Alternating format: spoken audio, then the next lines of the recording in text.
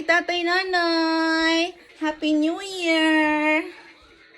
Happy New Year, Tatay Ben, Nanay Lel, Tito, Tita, Pinsan, Kuya Adrian. Happy New Year sa iyo, tay, nay.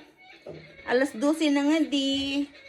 Amo pag-abot si Papa from work, sakto hidagayod. Sakto hida. Tanaw sa camera, anak. Ayan, no. Dako na po ako. Big boy na ako, big boy.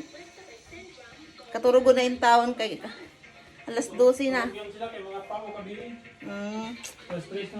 Bye-bye.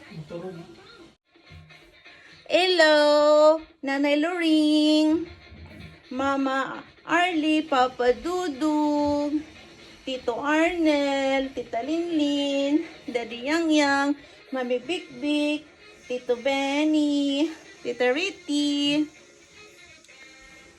Tita Lul, Tita Dudong, Papa Alex, mga pinsan, Happy New Year! Alas 12 na po nga di. Happy New Year sa tanan. God bless. Turno kami ni Mama Brown. Say hi! Hello everybody! Welcome to 2025.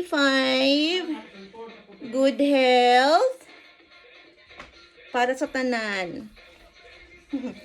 Bye-bye!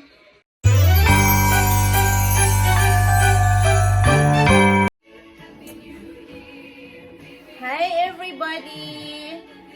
So I would like to greet you guys a happy New Year. So sa lahat-lahat ng family namin back home, Happy New Year sa mga pinsan, sa mga tito ni GL, tito tita, sa mga kamag-anak namin. Happy New Year sa lahat-lahat. And of course, sa family namin sa Edmonton, Happy New Year sa mga friends namin. 2024, napakasayang taon yun para sa amin. Of course, we are praying for more blessings and happiness and joy sa taong 2025 para sa lahat, hindi lang sa amin kundi sa lahat ng mga mahal namin sa buhay.